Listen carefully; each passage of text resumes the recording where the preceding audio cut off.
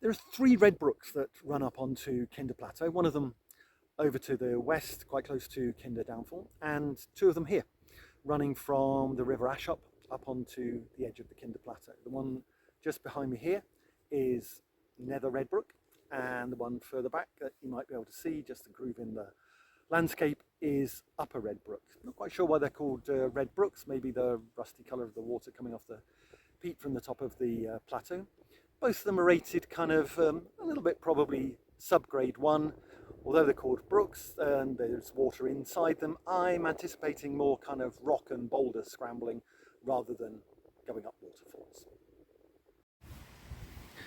If you really wanted to, you could start the Nether Red Brook scramble right down there at the River Ashup, but you can see the gradient is not particularly steep all the way up here, and it looks to be that the very obvious place to start would be this little stile just here where the Kinder Exclusion Fence crosses the brook, because the gradient gets a lot steeper as you cross that fence and go up towards the top of the plateau. And so naturally, having said it was going to be most likely rocks and boulders, what's the very first thing across the fence that I see? An 8-foot mossy waterfall to get up. This is typical of the first part of Nether Red Brook. The underfoot surface, mossy, stones, a few slimy bits, but not too many. Beautiful clear water, no stain of red in sight. Not a great deal of it, but it's midsummer, so that's to be expected, and a moderate but steady gradient. The profile of the scramble looks to be changing from this point, with the clough above here full of tumbled boulders, hopefully their days of tumbling are behind them. I mentioned the Kinder Exclusion Fence, and what it's supposed to exclude is sheep from the Kinder Plateau. In one of my other lives, one of my occasional jobs is to check that fence and to check for ovine ingress. So you are going to get reported. Not surprisingly, the further up you go, the ratio of water to boulders decreases. So you can probably see quite a lot of the boulders have got algae on them. Not a problem on a dry, quasi-sunny day like today. Could be quite slimy and unpleasant if it had been raining. I'm going to carry on scrambling up the main clough, but there are a number of alternative routes out, one there, and coming over to this side, there's one going up there and one going up there. Some of them, I think this one up here, if you look at it right up at the top, goes up to maybe grade 2, possibly grade 3. So not all of them are grade 1 routes out to the top.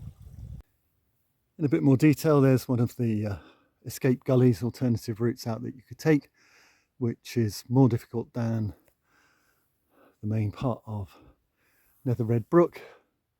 As you can see, the brook itself is now gone, only the rocks remain.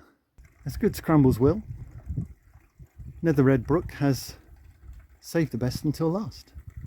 A whole series of grade 1 pitches, maybe 30 feet in total before you reach the top.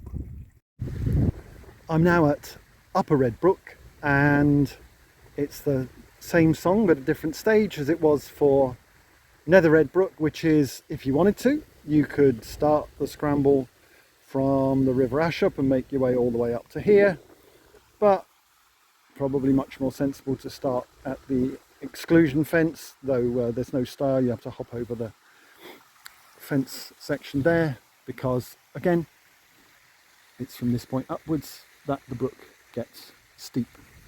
Looks to be quite a bit shorter though than Nether Red Brook. The waterfalls at the start of Upper Red Brook are a little bit frustrating. The very first one, a lot of thistles around it.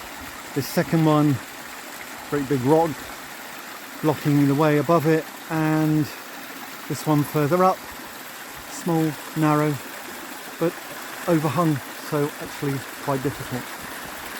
So far, Upper Red Brook, less water than its nether brother, more overgrown, and in general awkward without actually being challenging or interesting.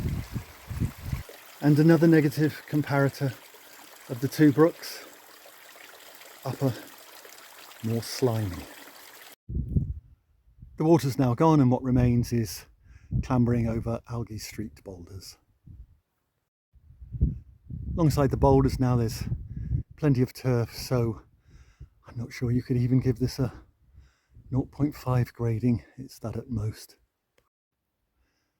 I'll moderate that rating a little bit. There was just about a 10-foot grade 1 wall to get up, and you do have to think your line through this field of boulders as you get towards the top.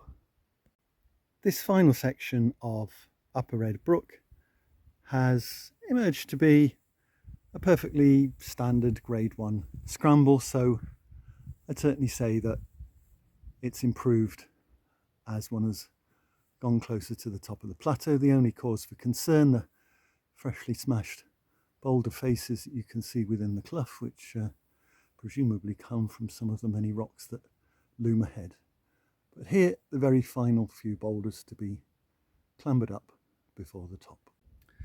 When Mummy Red Brook named her children, she was either playing a cool trick or attempting some unsuccessful nominative determinism, because Nether Red Brook is definitely a higher quality scramble than Upper Red Brook. Both of them, I think, probably are better than the other Red Brook, the one by Kinder Downfall. Both of them solid grade 1, but I'd probably only score Upper Red Brook 6 out of 10. I wouldn't come back to it, I don't think. Nether Red Brook, I'll give it a 7 out of 10. I really enjoyed it. That constant gradient, you're always clambering, always scrambling, always thinking. It is a little bit out of the way, but one thing I'd suggest is, if you want a bit of wet and dry, is to do the first part of Fairbrook and then come across and scramble up on Nether Red Brook, because Nether Red Brook is definitely a lot better than the final dry scramble section of Fairbrook. This map emphasises the low ratio of scramble to approach. Blue marks the walk out and back to the Red Brooks from parking at Birchin Clough on the A57. It's well over an hour each way. And the route down the hillside between the two scrambles, which are marked in red. Further details are given in the text description underneath the video.